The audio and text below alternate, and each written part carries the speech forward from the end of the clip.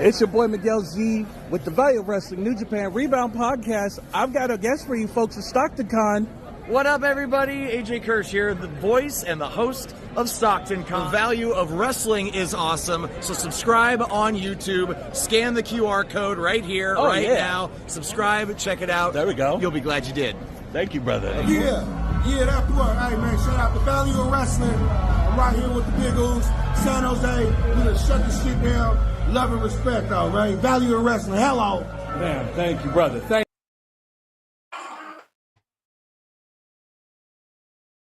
Ladies and gentlemen, welcome to the Party Lottie Dottie. Welcome, joining the chat, joining the conversation. Let us know what you think. We are here. This is the Value Wrestling. This is your weekly roundup podcast where we talk about everything this week in professional wrestling. And the chat's already going hot and wild, as you can see, if you're paying attention at least. Anyways, welcome to the Value Wrestling. Welcome to the weekly roundup on the Big Tyme, along with the one, the only Mr. Paulus Clarke. And of course, the third man of the scene, the New Japan Pro Wrestling expert, who's trying to send us peace sign in secret there, I guess. The one, the only, the New Japan Rebound expert, Mr. Miguel Z. Welcome to the show. Join in the chat. Join in this wonderful conversation. See what happens when you're not paying attention to the chat. The conversation will run wild on you. Brother. What, brother? Don't work for me, brother. What, brother? Bro? We're going to do this, bro. We're going to do this right, bro. Anyways, it is the first week of the first Sunday in July. It's July 7th, so it's the first official week here in July, coming to an end. And what a way to start off July. We ended June in tears as we had to suffer through the existence of the multi-hour, multi-20 matches or whatever it was called Forbidden Door. Coming to this Sunday where we got a nice short Money in the Bank pay-per-view. And tonight, if you were watching TV, we had a nice NXT Heatwave. I will still stand by with the DIY A-Town Down Under being the best match of the weekend. But we did have some good matches out of Heatwave. Heatwave may have been a slightly better pay-per-view than Money in the Bank. Some amazing stuff there. Obi, I mean, he spun the living snot out of Wesley there. I mean, he just launched him in the air, and that man went. He didn't go F10. He didn't go F5. He didn't go F10. That boy went like F20 and a half. I mean, you want to talk about a 650 splash. 20 and a half. This person did like a, what is it? What a 1300 spin in midair. Wesley, I mean, he just launched him in the air, and he went vroom, before he came crashing to the mat. And then in a shocker of shockers, I guess, in a most interesting win, which I have to say, you know what? I like the way it went down because it was unexpected. It was a surprise. And it's an interesting way to finish the match because Trick Williams didn't lose his title. He didn't get pinned, but he did. Well, he did lose his title, but he didn't take the pin. He actually hit All Ego Ethan Page with a jumping knee, which knocked him down on Javon Evans. Yeah, Javon Evans. And then Sean Spears pulled out Trick Williams outside of the ring. The ref counted 1, 2, 3 before Trick Williams could get back in to break up the pin. Ethan Page, All Ego, picks up a big win, and it's now your NXT champion. A man who just recently left AEW is now NXT champion. So that makes 2 people on AEW or on WWE TV who are former AEW wrestlers, or the best wrestlers, anywho, that are now in WWE and are champions. What does that make you think? And to a much wider audience, just beyond NXT or within WWE in general. Ooh, you feel that heat. Mr. Clarke getting all kinds of heat today with that one. Ethan Page picking up a nice win here. I loved how they did it. It was by accident. He didn't really do anything miraculous to get it. It just happened to be the right place at the right time. And, boy, what a way to end a match. I don't know when the last time we've ever seen anything like that has happened. But I like it. It's been a while. Because it continues. Right? It continues the storyline. It opens doors for other possibilities. You know, Trick Williams is going to have the right to a rematch.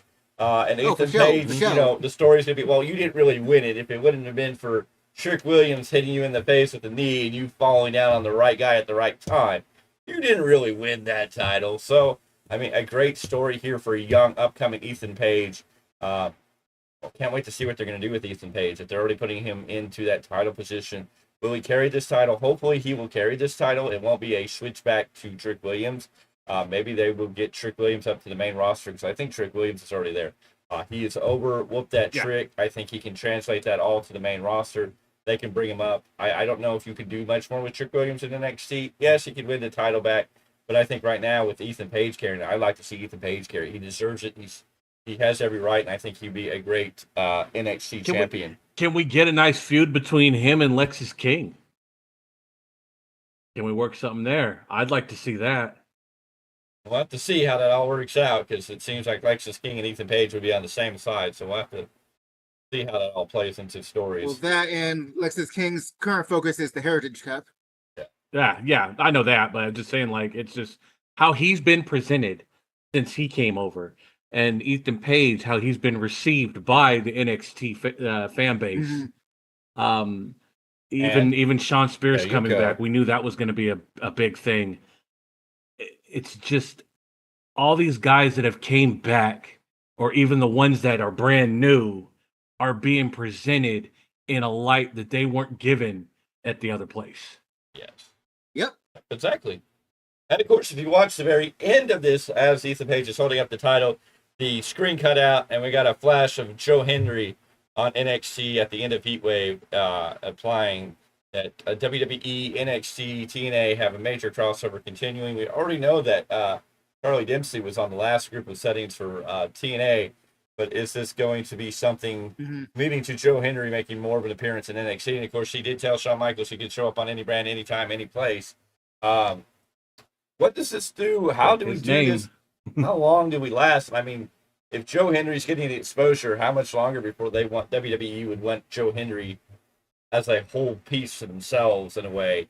I love the partnership between TNA and WWE, but I'm also like, where does this go? And I mean, this opens doors for a lot of people. I think Jordan Grace, there's a lot of rumors that when Jordan Grace is wrapping up her time with TNA, she's definitely going to jump over and make that WWE jump.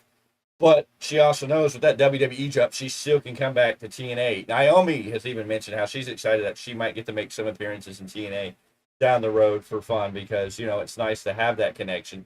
But I'm like, how many of these people are actually going to make the jump over? And does that hurt TNA in the long run if WWE helps them? I get it helps them get exposure, and it helps some of their big stars get exposure. But if their big stars get that exposure at that level and the WWE starts signing those big names, you know, what do we do? And then at what point do we call TNA maybe the new developmental brand for WWE? What if TNA becomes the developmental brand for NXT?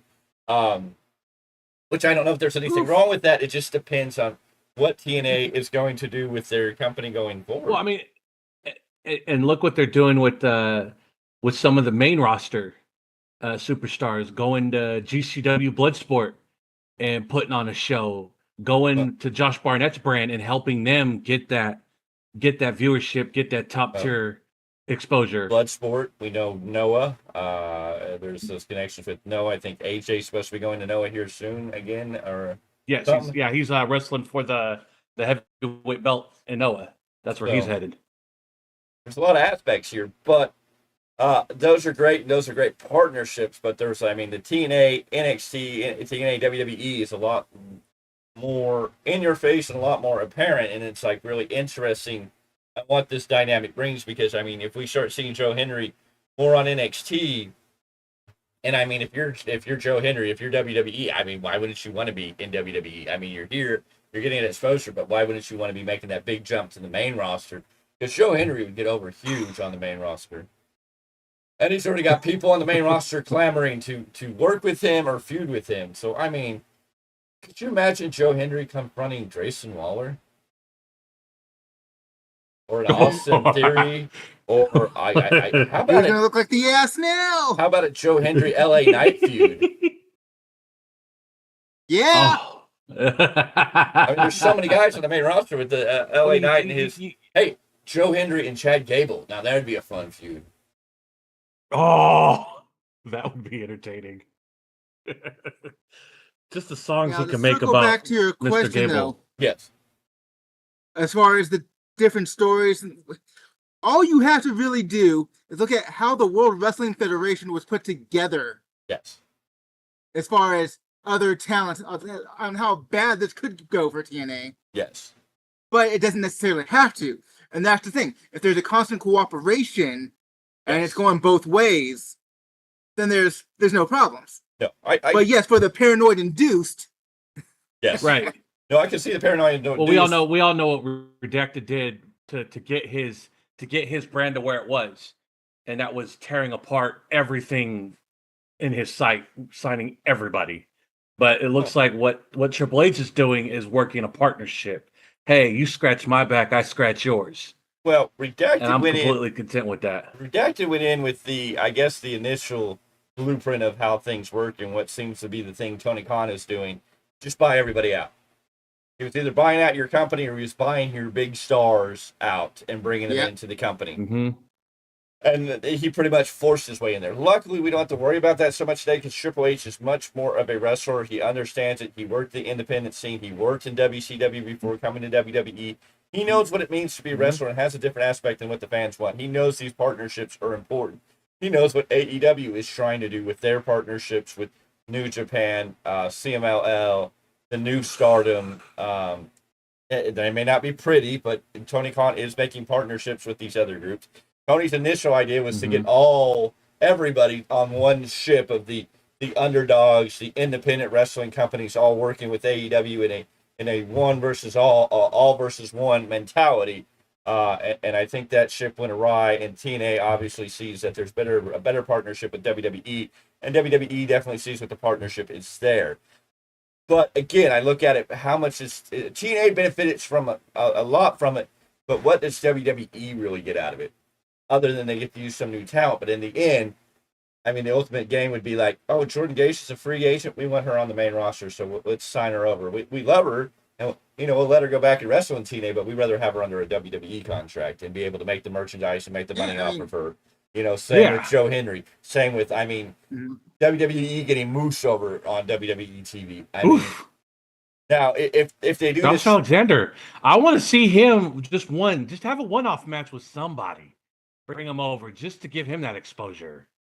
And this is a great way to get Eric Young back. That's a match for you. Battle of the former North partners. The current NXT champion, Ethan Page, and Josh Alexander. But this is even a way to get Eric Young back on TV and a lot of this younger talent. But I think maybe you could let TNA exist in the way it is, but let it be like the old days of Mid-South, OVW, FCW, all these places that WWE worked with. When they were independents, they had their local TV, but they were using those talents, and then they would, pull those talents over. And maybe this is a smart move for Triple H people he can't necessarily get under a contract. Maybe Triple H helps him get into the door of TNA to see what they can do there, and keep a younger, fresher group in TNA to help them keep afloat. And then WWE picks up some of the older people that have done. I mean, at some point you look at these people and go, what's left for them to do in that brand? And I'm sure a lot of these guys, like a Moose, has to be thinking, how much left do I have? He may love TNA, but how much more do you have to give to this company? Before it's like, he's the champion right now, so for the time being, at least.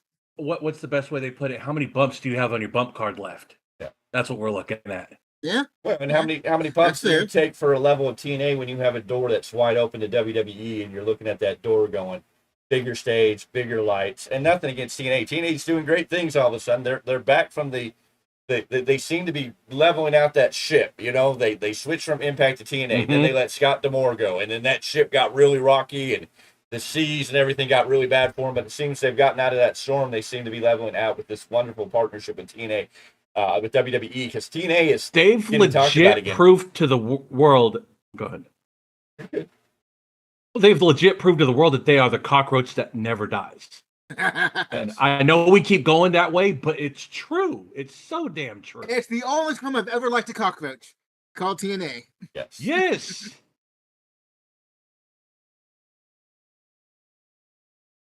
Anyways, the prestigious NXT Heritage Cup will be at stakes as the holder, the Dawn of NXT, Tony D'Angelo. Oh, shoot, we're talking about Tony D'Angelo on our show again.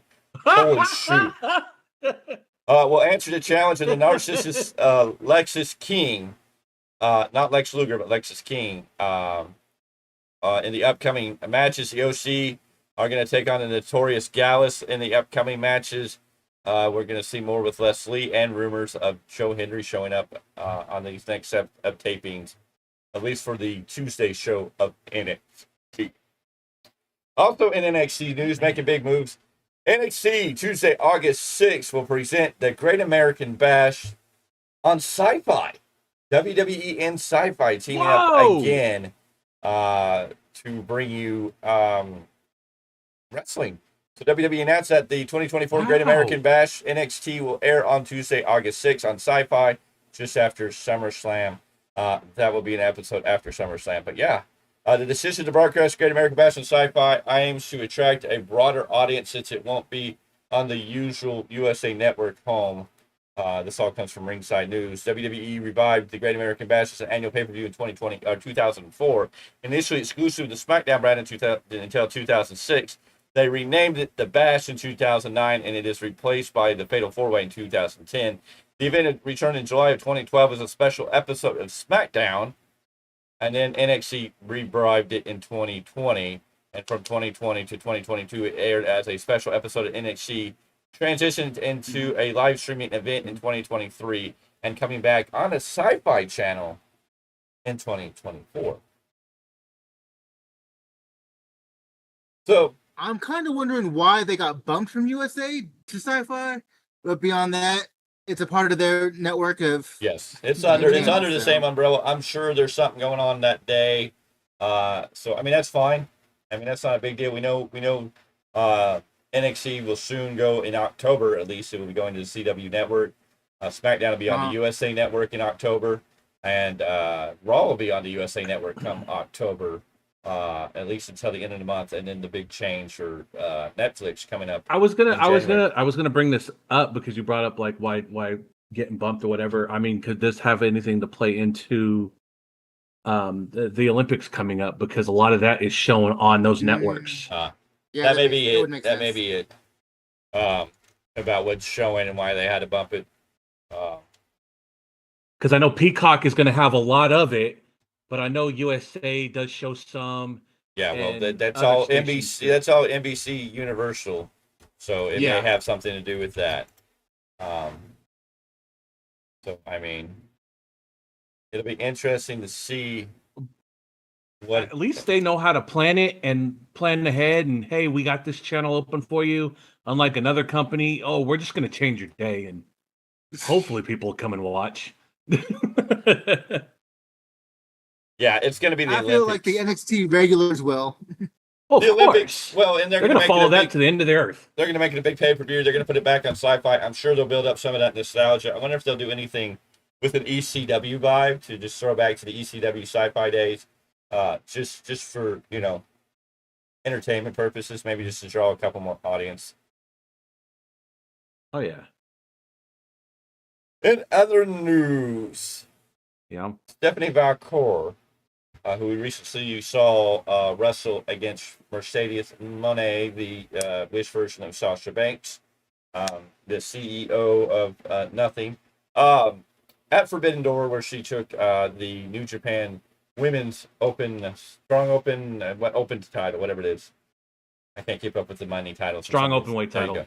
Yeah. So now she does have a title, and she was under, I don't think she was under a New Japan contract. I think she was working out of CMLL. But anyways, it looks like she now has contract offers both from AEW and WWE. So this is interesting. According to a report by the reputed Mexican newspaper record, Stephanie Valcour, and this is coming from Ringside News, is poised to depart from CMLL following her impressive performance at the recent Forbidden Door event, where she garnered fan admiration despite losing the New Japan Pro Wrestling Strong Women's Championship to Mercedes Moné. Valcour has attracted attention from both WWE and AEW.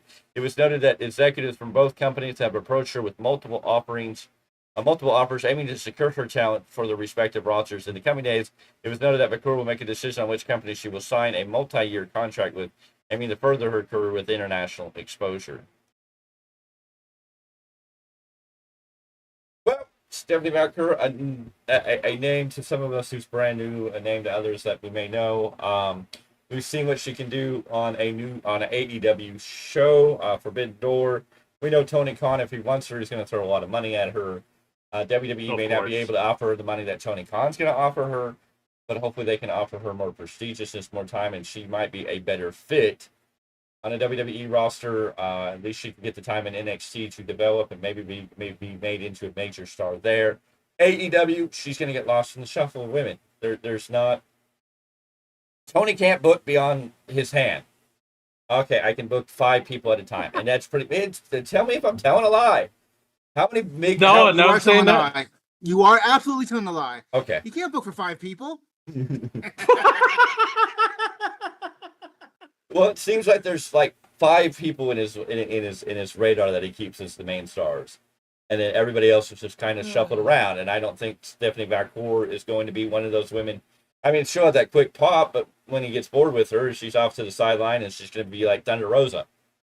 I mean, look at the impressive talent that's right there in Thunder Rosa. What he tries to do with Britt Baker coming back, someone that even know. got herself over, let alone what he would do with someone that he would actually have to build. Okay. Here's my thing, and this is the New Japan fan coming out right now. Valkyria Julia in NXT ring. Enough said. But I mean, let's look at it. Let me ask you a question. Does anybody know what happened to Julia Hart? Again, another person who became champion, lost the belt, and has disappeared to obscurity. Well, she got hurt, didn't she, too, in the process? It's just because somebody's hurt. Even if she's injured, why doesn't Tony Khan use these people in some way? She was still a manager to House of Black or a valet or some part of that. Why is she still not doing her part? She was over. Okay, Sky Blue. Where's Sky Blue been? Right now, what I can tell you this, isn't it? the 4 main women in AEW now are Moné, Britt Baker with a return, Willow Nightingale, and Chris Statlander. And I'm sorry, Mr. Clarke, but wifey doesn't even make that list, and you know that's true. She's not even an important factor. I know. Why do you think I've been pissy about it from day one? So, I mean, it's like... We all knew she wasn't going to get used the right way. We knew it. That's why I keep saying, if you want to see a good Deonna Purrazzo match, you have to go to TNA. No, I know. Into their vaults. But it's like, what is Stephanie Valcour going to do there? I think she'll be like Thunder Rosa. She'll rise to the top and be shattered in the sky. It's like Riho. Riho just recently showed up and got injured, so now she's hurt and won't be on TV. So I don't know if that's a blessing or not. Riho is one of his favorite play toys, so she's always going to get something. But what has he done for her that's made her look important, other than put her in these random matches or give her random title shots? That's the best what has he really done for her? If it's a favorite toy, great, but what has he really done for her? other than use her as a toy. And don't get that twisted. Okay. I know Didn't say anything. I know Triple H said I'm talking about. Here's another one. I wasn't saying you. I was talking to the audience that likes to get things twisted. But go ahead. Oh, of course. No, I was going to ask a question too. Where's Willie Hobbs? Who? Exactly. That's the problem. Is that the guy that slammed Paul White on top of a car and then got duct taped to the ring ropes? Okay. Yeah. Mm-hmm. Wardlow? Who? Catering. Adam Cole? There. Apparently enjoying the beach. I mean, the five guys on the men's side would be Will Ospreay, Swerve, MJF, and now it looks like Hangman might be the new toy of the month. I mean, look at the big story that AEW is supposed to be telling, and it's gone down a crap hole faster than the flushing of a toilet. The Elite taking over AEW.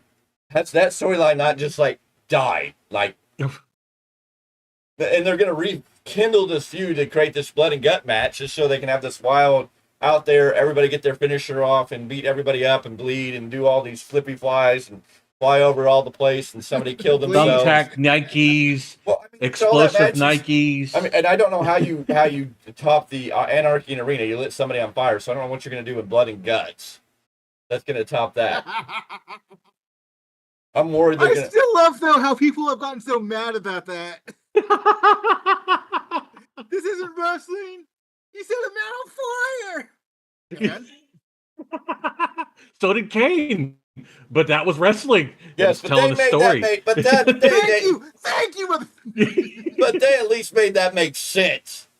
Okay, at least it was in an Inferno match, and they were creating a storyline behind it. They just didn't have somebody come running out with a blowtorch like, yeah. No, I was going to say, I was bringing up Jim Ross getting lit on fire. We all remember that, too. Well, yes, but that all had storyline-driven purpose.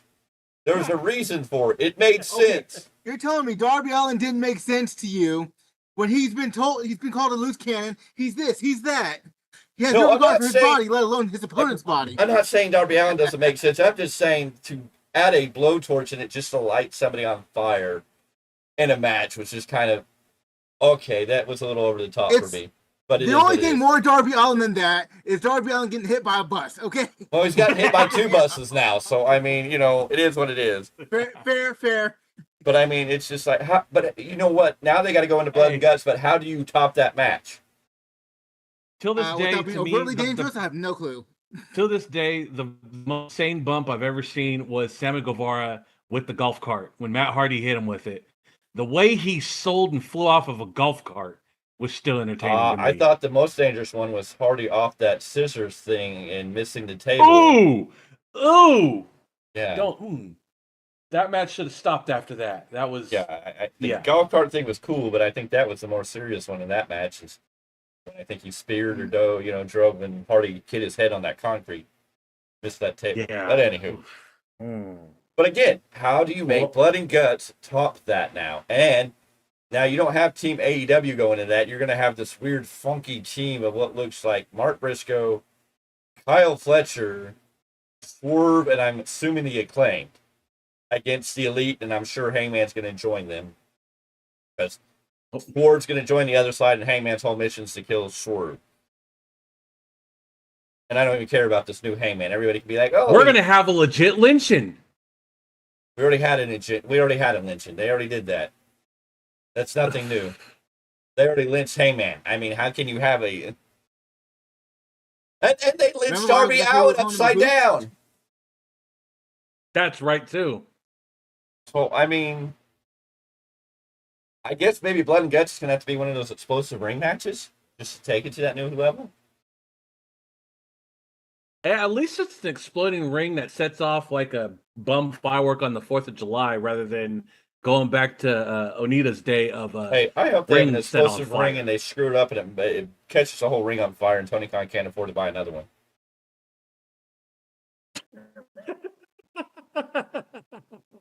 I'm afraid they're going to have real blood and guts for it to make sense. Well, that's what I'm trying to figure out. How are you going to have a blood and guts? Yes, it's going to be different baby faces than the last one, but how do you take it to a different level? And you look at the Elite and you look at them and go, they're not even that serious. They're the biggest jokes. Hell, they had to bring back Marco Stunt to make Jack Perry look like a serious competitor. They have nobody on the AEW roster that they can really put in the ring with Jack Perry to make him look like a dominant champion that's a threat. Tell me who you put in the ring with Jack Perry. I feel like that Marco stunt, anyone, you could have put anyone in that role. They wanted to, just Tony Khan's not smart enough. Well, that's my point. I mean, yes, you could put people in there to try and build Jack Perry, but I'm like, I can't see anybody really getting in the ring against Jack Perry and going, "Oh, Jack Perry's going to win this." He doesn't even come off as vicious anything. He's not viable, and neither the Young Bucks. And then they've killed Okada. I've never seen a star just buried so deeply. I'm wondering if we're looking at two different things. If we're looking at booking versus talent, I think Jack Perry's more talented than the booking he's got. Yes. Well, everybody in there's more talented. I'll even say the Young Bucks are probably more talented than what they put on air. But what we're getting is the garbage. Because they're supposed to be this group that's taking. Aren't they supposed to be overthrowing AEW? But then Tony Khan's back there, and it's like, can you at least make this story make sense? How can you overthrow a company you already run? But that's what the story they're trying to tell. The Elite took over. Right, I know. I mean, come on, Tony Khan. You grew up in the NWO days. Did you not learn anything? And then you're a big New Japan fan. Did the Bullet Club not teach you anything? Am I missing something? Has there not been like corporate takeovers where a group of people align and you can see the steam out of Mr. Z's ears? Damn. I'm just saying. I mean, the Elite was supposed to be the thing. You're absolutely correct. Yeah. and the next pay-per-view is Blood and Guts, and they're supposed to go in here into a Blood and Guts, and they're supposed to tear apart whatever team AEW is going to be. AEW doesn't have anybody that really feels important other than they don't really have anybody who feels important. Yes, they've got the Will Ospreay, cool, but he's going to be feuding with MJF. Swerve is going to be feuding with Hangman. So unless they really swerve us and MJF joins the Elite for this Blood and Guts match so they can put Will Ospreay in it. Oh, Lord. That would be a hell of a swerve at this point, I'll say that. Well, it's either Hangman or MJF at this point that's going to be the fifth man for this Team Elite. And it just depends if they go with Swerve as the base of that new group or if it's going to be Ospreay. And, of course, now we know Ospreay and MJF are going to face off at All In. Swerve and Hangman number 9 is going to take place as your main event at All In for the world title. Is it gonna be in Hangman's house? Is that where this is gonna end? No, I'm sure this is going to be some weird match. And again, here's the bad part: Hangman has to win. This is Tony Khan booking. It would make sense. You're right for Hangman to win. Well, if you have Hangman lose to Swerve again, what do you do with him? He's already the lunatic. Whatever Tony does now. Just some random ass stuff that Paulus Clarke booking. He's the angry alcoholic, loose cannon cowboy. Exactly. Well, I'm just looking at this. I mean, if Swerve loses to Hangman now, does that really do anything for Swerve? Not a damn thing at this point. I mean, it's just like they have screwed that creative so much. But it's like, okay, so Ospreay came out and he chose to lose to Swerve to help solidify Swerve in his running because he didn't want the story narrative that was going on that Ospreay would face Swerve at All In. Cool. So we got that, but now it looks like we're going to Swerve versus Hangman. Unless you do what some people think that Bryan Danielson and Hangman are going to split the Owen Hart Cup tournament and they're both going to get in this title match somehow. Or the Bryan Danielson's still going to win it, but then Swerve's going to Hangman's going to inject himself into the world title picture, which is just even more confusing because I don't know. There's just a lot of hot garbage coming out of AEW, and it's all in pay-per-view. You're just kind of like, Remember, he's doing it for the sickos. Yeah, he really is. Really, really is. And I don't know what to say. It hurts. It hurts so bad. What 6 I put out a tweet on Twitter with some code numbers and a video. Go check that out. getting ready for Monday night. Tomorrow's Monday Night Raw. We know they're going to be there. Yeah. Gearing up for the G1. That's what I'm looking forward to right now. I mean, granted, yes, WWE's got everything going right now, and all cylinders are hitting. But, my focus is 2 weeks from now. That's where a lot of my focus will be. Well, since you want to jump out there, so you want to jump out there, tell us what we're going to find out about on Tuesdays on Patreon. You will get the New Japan Pro Wrestling Rebound podcast, and then Wednesdays it'll be up on YouTube. So, to get a sample, to get a taste, to get a little flavor flav, here's Mr. Z with your New Japan update. I'm here, and it is already done and in the books. It's just waiting to be put out there to the masses. But we're going to get into the last 2 nights of New Japan Soul, which we finally got the winners for Block A and Block B to finish out. The 2 superstars left in it will be Callum Newman in Block A from United Empire, also a favorite of Will Ospreay. I don't know how favorite, but he's there. Oleg Boltin, he's a sleeper. I didn't see that coming at all either. But the big talk of this one, we have a new IWGP Junior Heavyweight Champion in Doki. Doki, who was presented himself as a manager for the longest time to Tai Chi and ZSJ when they were Dangerous Techers. Now with the stable of just 5 guys, finally gets his flowers and is carrying the junior heavyweight belt potentially all the way to Wrestle Kingdom.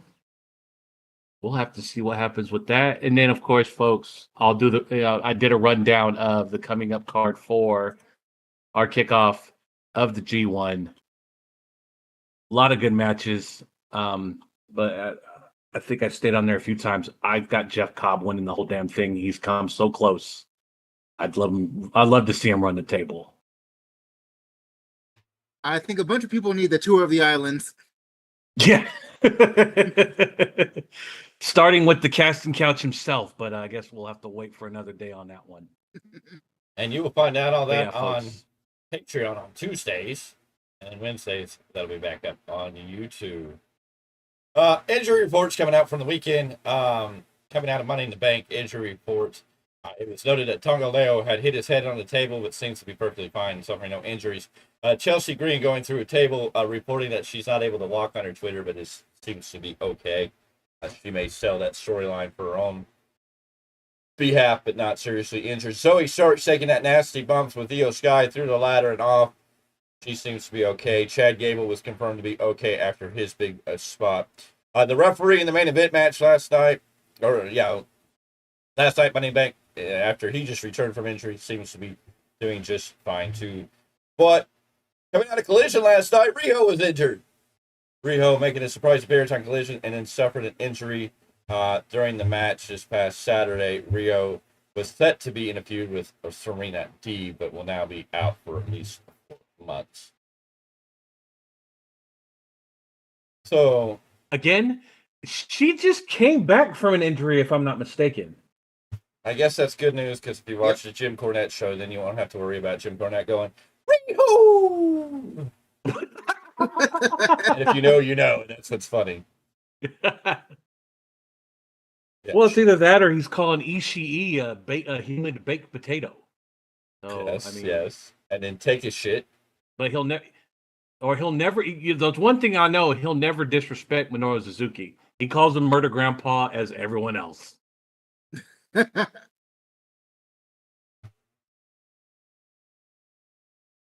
looks I'm going to start, I hate to...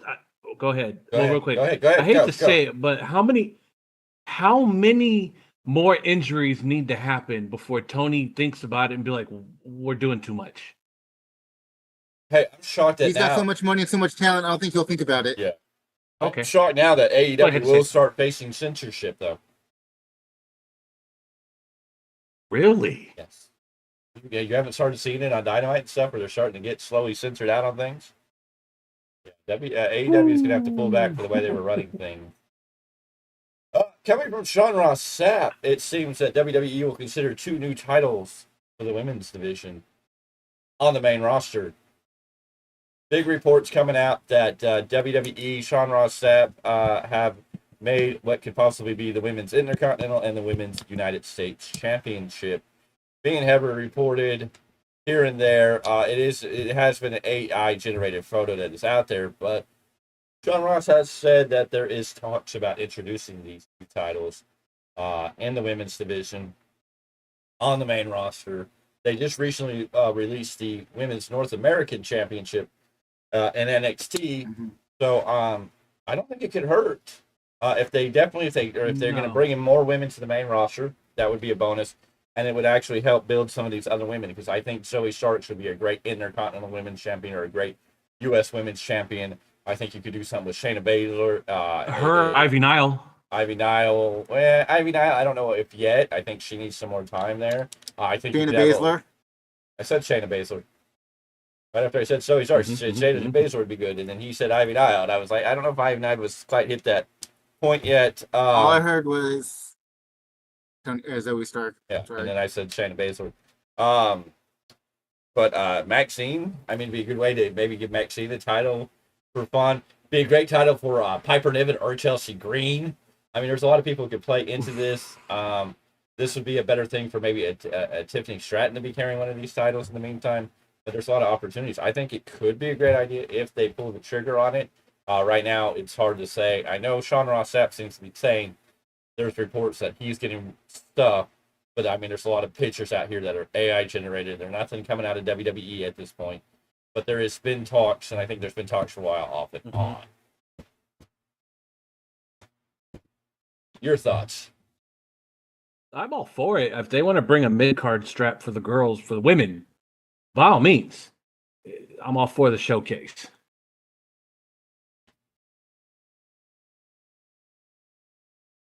Mr. Clarke, anything to add? Or did you freeze?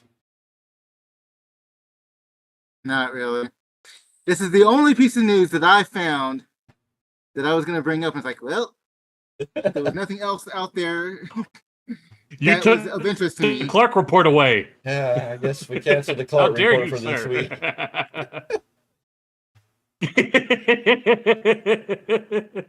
Like, what is this? The Clarke report featuring Big Tyme. Anywho, at least it seems like it's going to be a more quiet week. Not so much. Oh, other big news. Yeah, there's the other big news. We know we talked about this last night. John Cena making his major announcement about being on his retirement tour. CM Punk at the press conference saying, "Oh, don't worry about it. I'm going to bring about a retirement in 15 years." Great stuff. There's great videos between CM Punk and John Cena talking. Definitely want to see them. I don't know why everybody's jumping on a Randy Orton John Cena WrestleMania feud. I don't want to see that match at this point. We see what Randy Orton can do. He can't move that well. He's great for star power, but that's all it would be. It would be a star power match. It wouldn't be. I get the selling tickets. It works. I get the history, but I don't know if I want to see it at a WrestleMania. I may want to see other people. Somebody else who's chimed in, which will be very interesting, and I can't wait for Saturday, because I'm going to have to question this man on this very thing. Matt Cardona says he still has reps with Cena. He still wants Cena for one time when he was known under another name and got pushed off the stage for Kane because John Cena stole his girlfriend and yada, yada, yada. Long storyline and all that fun junk. So Matt Cardona still wants his shots. The only thing that does mean is he's going to at least have to sign some agreement to work at WWE for an event to get his hands on John Cena. You know what I do with John Cena? Other than asking him, I mean, go ahead. Go ahead. You know the other thing I do with John Cena on this retirement tour? I send John Cena to TNA. Just to give a rub, not necessarily to wrestle, but just to show up, just for the experience. Okay. Yeah, just give the rub. Yeah, just to come down and like give one of their guys like, you're great, you're going to be a superstar. You know, maybe he goes and shows and gives a rub to Josh Alexander, just to, why not? Give him a one time off on TNA. Give TNA a little John Cena rub.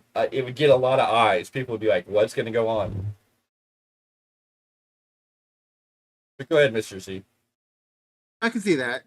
Yeah, that'd be a good idea. I mean, I was going to say, along with asking questions at Stockton Con this weekend, we still got to ask Mr. AJ Kirsch why was he suspended from the NYPD? Yeah, why he was on a leave of absence. Yeah, we'll get there eventually. We'll eventually get there. But yeah, Stockton Con, Matt Cardona is going to be there. If you're not following us on Twitter, we were calling out Mark Cardona day after day after day until Saturday, July 13th. We're going to get Choppy. Yeah, we're going to get Mr. Z choppy.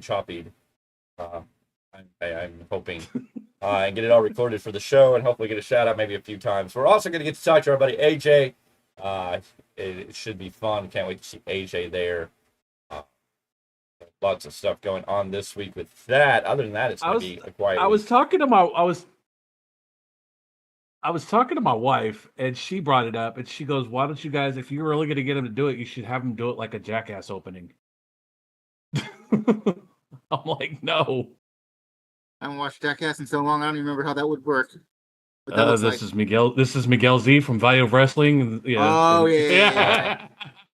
And I'm about to get chopped. I figure it's going to be more. We are here with the indie god. It'll be more about promoting him and giving him his flowers. But anywho, oh yeah, of course. If you guys would be interested in this jabroni here, if you guys would be interested as our fans in a Value of Wrestling Jackass show, we have Mr. Z. I'm sure we can convince him to jump off a roof through a piece of plywood. I am not superhuman. Maybe some tacks, a metal chair, maybe a microwave, whatever. No Cactus Z?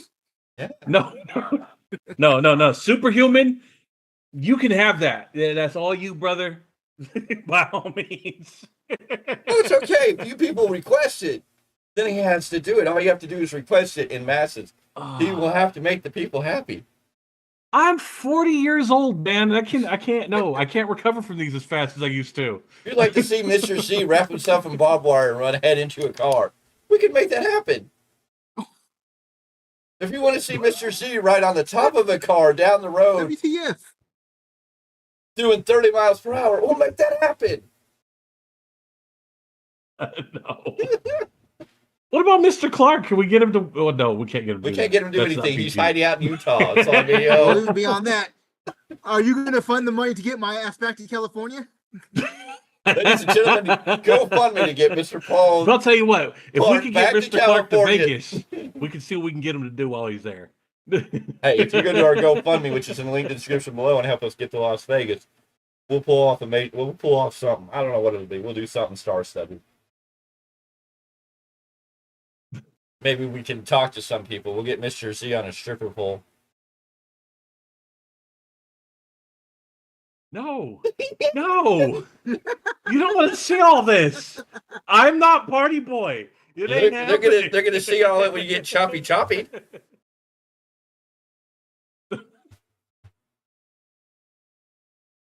Oh, lots of stuff can happen. Anyways, yeah, if you want to do that, you can check that out. By some miracle, by some chance, you get the three of us together, something will happen, and it will get filmed.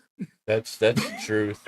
That's the truth. That's pretty much it. It may take some alcohol. I'm not sure, but anyway, I'll already be alcohol fueled. It's Vegas. That's a given. Ladies and gentlemen, we're going to take a brief break. We're going to tell you about the Goldmine. You can check them out in the description below. But we need to talk about our buddies at the Goldmine real quick. We'll be right back.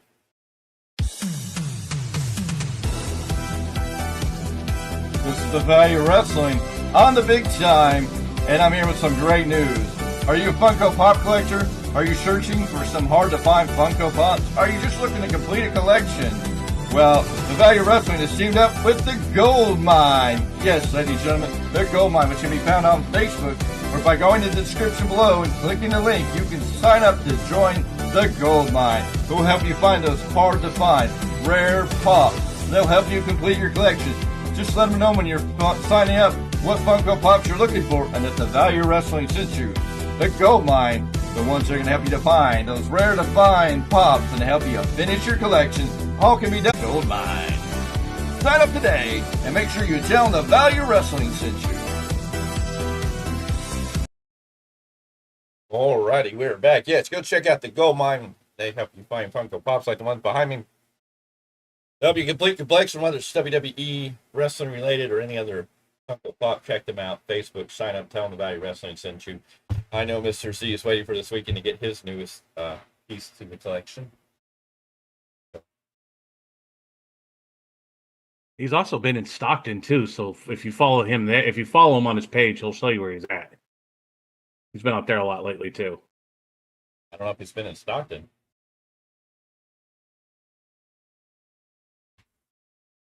Are you following That's what I've seen, but I could be wrong. Are you looking at the right guy? Yeah, I'm following him too as well. I'm following him as well too.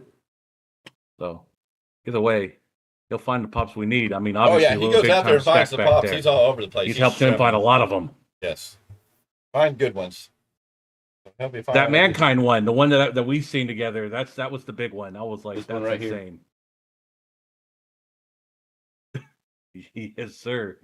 Which was on the wrestling collectibles, which we will probably doing another episode soon. Oh, we'll actually be doing a episode of that live at StarktonCon. We are going to go look at wrestling collectibles. It's going to be a long day. We're going to be there for a while on Sunday, or excuse me, take that back. Saturday, July 13th. We're going to be there for a long day. We're going to be there for the meet and greet. Mm-hmm. At least Kevin Nash and Matt Cardona, and then a couple other people that are there. That one other person I at least want to go meet, and then we're going to definitely look around. We're going to be there for a day. We're going to talk to AJ. I'm going to shoot a video of wrestling collectibles from the show. We're going to find some rare collectibles. Me and Mr. C will look at wrestling collectibles, talk about them. So that'll probably be a partner show. That'll be fun. So be ready for that. That'll probably come out sometime next week. Once we get that all together. It's going to be a busy Saturday for us, but we're going to be there. Come see us. We're going to be giving out stickers while we're there. So if you run into us, we'll get stickers. And all of that jazz. I'm actually looking forward to if AJ's doing any sit downs. If we're going to be there that long on Saturday, I'm all for going to having a little powwow watching some of these, even potentially being able to ask some questions. I haven't seen a list for any interviews that are going on like that, but we'll have to see. I don't know if that'll be on Sunday. I don't know. We'll have to see. I haven't seen a list for that. I've been looking to see if a list like that's going to come out, but we'll have to see. But yeah, we're going to be there a while. Hopefully we'll get some entertaining stuff. Maybe we'll get some of our other cats that are in different different things. We did have different partners. Maybe we'll see what they're doing, and maybe we'll get to talk to them even. Who knows who will be there, who we'll get to talk to. It could be fun. It could be exciting. It's just a wait and see, but we're going to be there. We're going to be there mostly all day. It's going to be a long day. We got a couple things to do, so we can't wait to get there. Oh yeah. Oh, yeah. Scrap Daddy Adam Pearce has gone on video. I think it's been on YouTube. I think it's been on Twitter, and has officially announced, due to the actions of Drew McIntyre and CM Punk, they both of their actions at Money in the Bank, after Money in the Bank. If you didn't follow the press conference, Drew McIntyre walked out onto the set of the post show, got very angry, pushed two referees. Then Adam Pearce came up behind Drew McIntyre and grabbed him to try to get him to leave. Drew McIntyre hit him with back elbow. This is when Wade Barrett got in between of them and helped get Drew McIntyre out of there. But Scrap Daddy himself, Adam Pearce, has announced that both men have been fined an in specific amount. So he didn't tell us what they've been fined, but they've been both fined.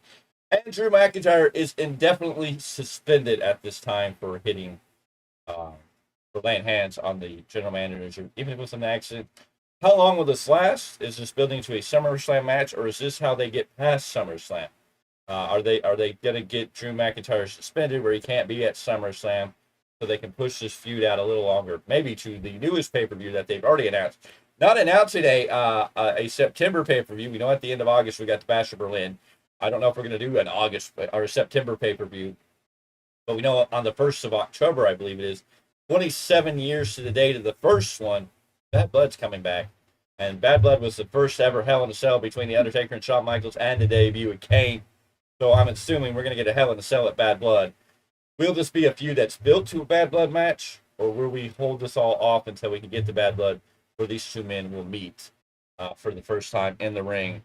It's interesting to see. If you didn't notice, it did look like CM Punk had some type of cast or brace on his arm. He didn't have like a sling, but he had some type of, it was wrapped on his arm. So I don't know if they were protecting him because they knew he was going to get into the ring and you do some, bumps. So they wanted to protect the arm, but that was on if you watch Money in the Bank. So interesting there. Both of mine, Drew McIntyre now indefinitely last. Now we know an indefinite suspension doesn't necessarily mean anything. Drew McIntyre can crash Monday Night Raw tomorrow as an unwelcome guest to create havoc and cause chaos. This can bring Punk. This can force Pierce to unsuspend Drew McIntyre for a match at SummerSlam. I kind of hope they let this cook a little more and we do it at Bad Blood and just a Hell in a Cell. Because I'm worried if you do it now, you have to have one match, which means I would think it's a sticky one because if you do multi-matches, who wins this all? Who are you going to push to come out on top? Drew McIntyre is kind of the one that's getting screwed, so you kind of not want to see Punk win. But Drew's the heel, so you want to see Punk win. It's an interesting dynamic.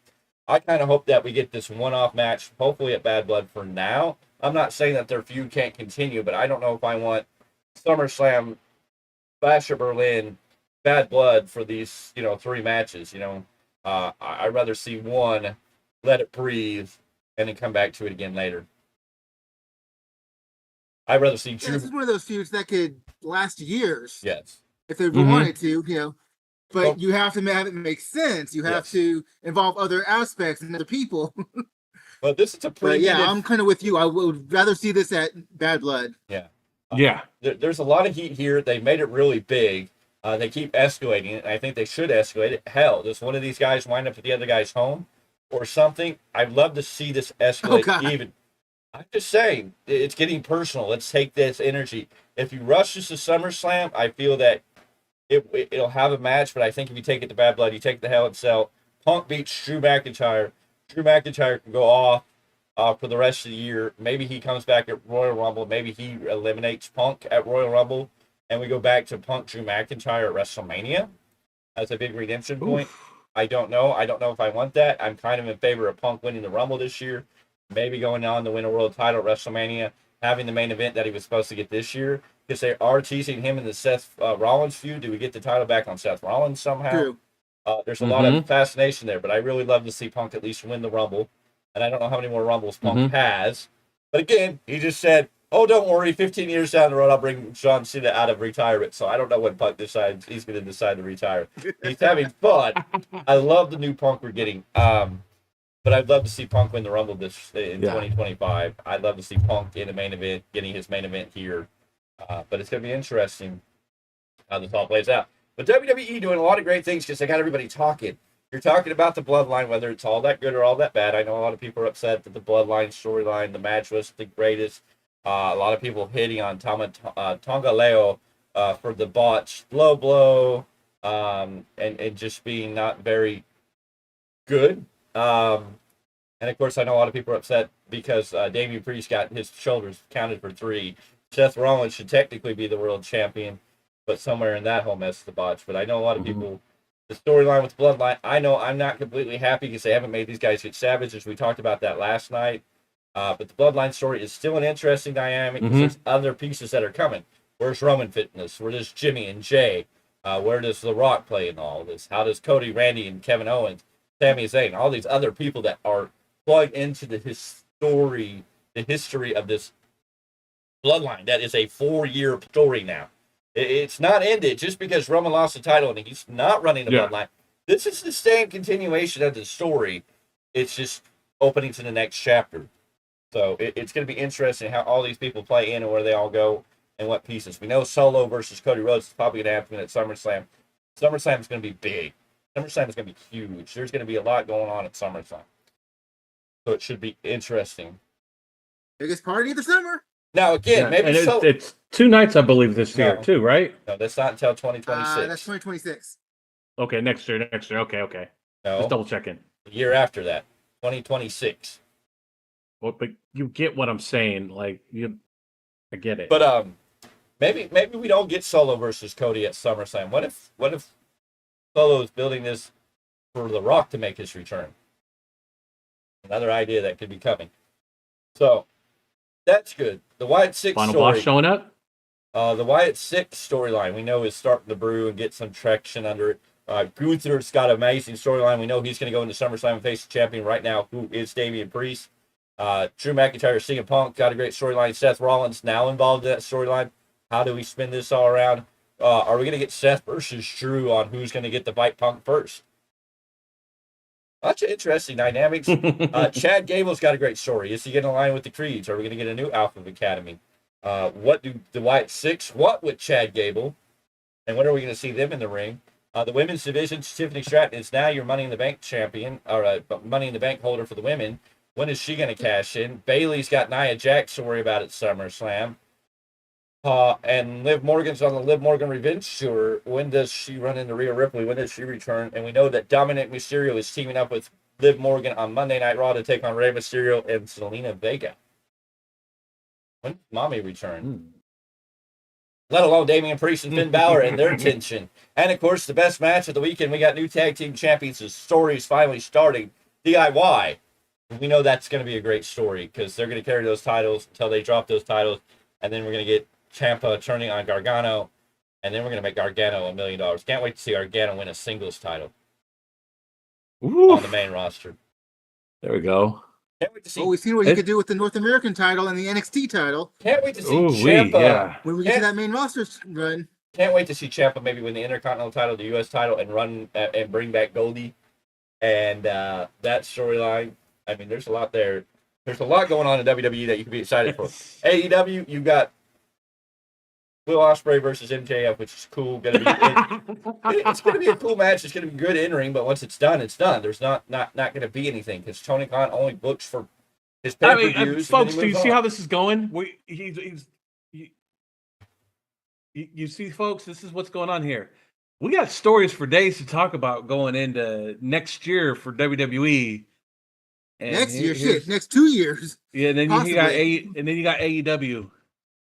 Pay-per-view to what pay-per-view. we're doing tomorrow. Okay. Exactly. It's like waiting to get paid.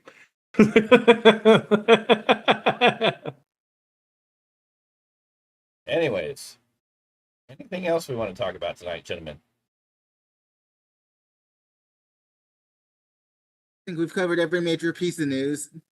Yeah, pretty much. New Japan Pro Wrestling has released a new Kazuchika Okada documentary focusing on his final few months wrestling in Japan and also his life outside the ring.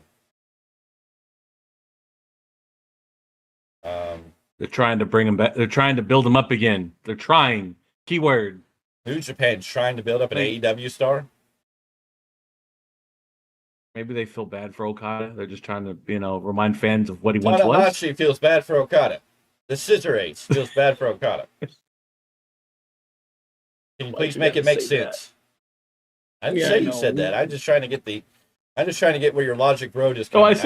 I said, why'd you say that? But it's okay. I'm just trying to get on that same road that you feel like you have a logical point here. I just don't see how. I have to see the positive in something for New Japan. That's my job. I mean, it's like Mr. Clarke looking at the positive of AEW and it never worked. Uh-oh. Okay, I'm going to send something to you guys in the messenger here. You can tell me what you take of this. Here's something. The CMLL with their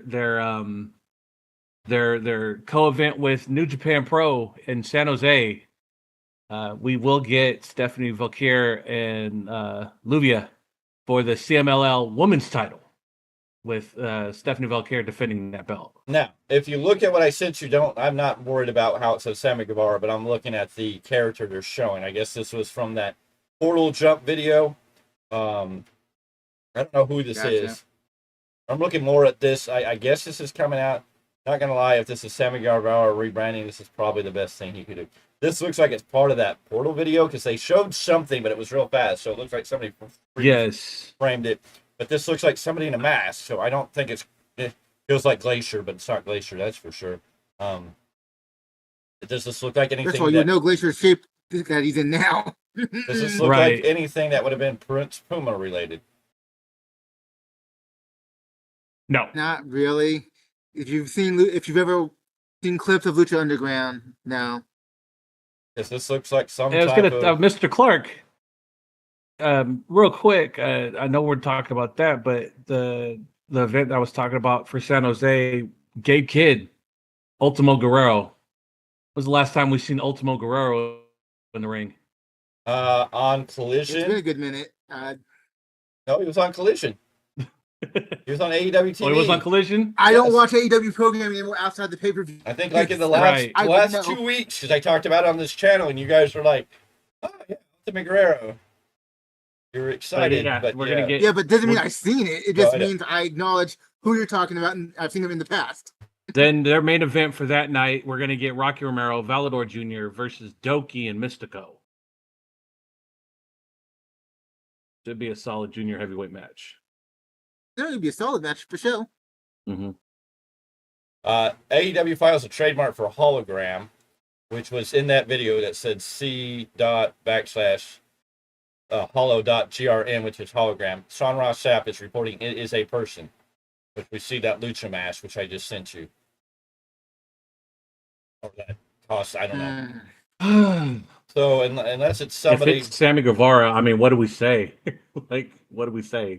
Well, we're supposed to be excited. Is this the only way they keep Sammy Guevara? I mean, that's just somebody's opinion. I don't think it's Sammy Guevara. I mean, why would you build this whole? I don't Doesn't know. make it true. It just says this is some person saying it. Yeah, I don't know where that came from or what. I'm just looking at it going, this is an interesting aspect.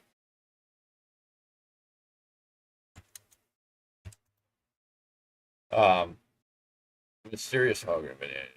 Let's just say, for the sake of discussion, for the sake of argument, that this is the new Ricochet gimmick.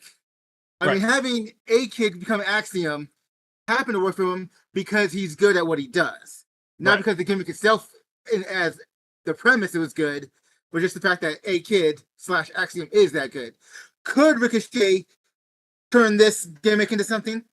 Possibly, because he's good at what he does in the ring. But as it stands, as a story or as a premise, I don't like it. I think it's stupid, but we'll see. Maybe. I mean, I would love to get behind something that Tony Khan could possibly do right. But when has Tony Khan, and this is as someone who loved AEW, when has Tony Khan ever done anything right as a platform? People find themselves over on his platform, but when was it because of something Tony Khan did? That's a good point. I'm just trying to help the man out. I mean, Tony, we try to give you your flowers, but we're just going to keep giving you dirt. I mean, it is what it is. The old argument with Hulk Hogan and Redacted was they needed each other. The platform and the star helped make each other. Unfortunately, in AEW, every wrestler that has gotten over on their own, not because of the platform. Oh, yeah. And if you get yourself too far over, the tampon bucks bury you. Exactly. Okay.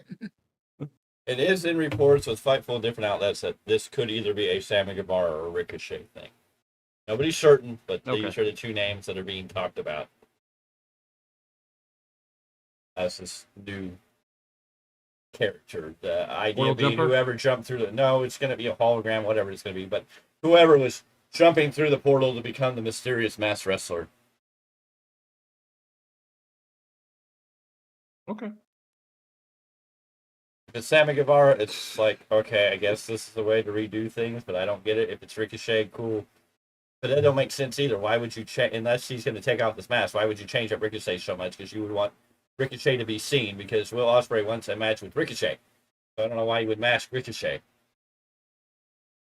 You lose all that big star top prize. Because Tony Khan can't buy out that name he really wants.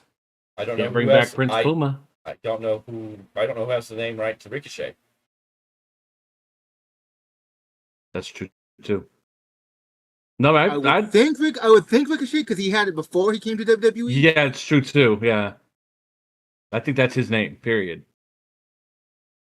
I think Ricochet could own that name, and that would mean he would show up as Ricochet. But it would all depend on who owns the rights to that name. If he had it before he showed up in WWE, I don't think WWE ever trademarked it for their branding. But of course, it's different. I seen something. I seen something the other day, and they made a good point. They said the only reason why Ricochet could be going back too is he is good friends with the Bucks, and yes, he did do a lot of work with them in Gorilla, in Pro Wrestling Gorilla. PWG. Okay. Yep. Gotcha. Well, we could see. I mean, I don't. Again, that's cool and great, but he's not. What is he going to do? He'll have his match with Ricochet and then get pushed to the side. He might have a match with Okada, but I mean, he's going to have his big happy matches, and then he's going to be pushed to the side. There you go. They'll reteam him with his former There's tag nice team. chair and catering for you. They'll return him with his tag team partner from New Japan.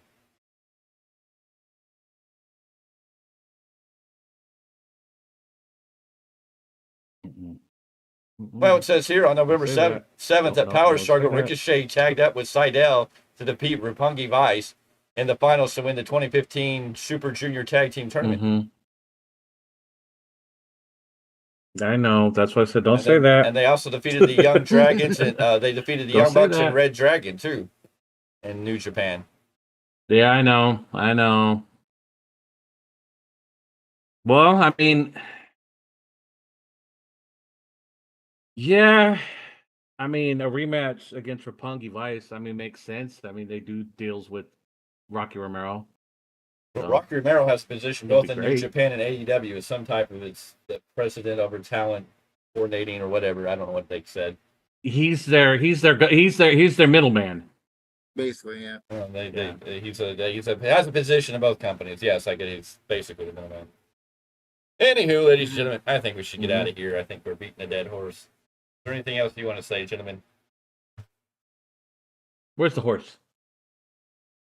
Why do you want to know where the horse is? Think we're good till tomorrow night for the Raw review. It's join us tomorrow night for the Monday Night Raw review. You said beating a dead horse. I'm just saying, where's the horse? Ladies and gentlemen, thank you for being here. We'll see you on the next one.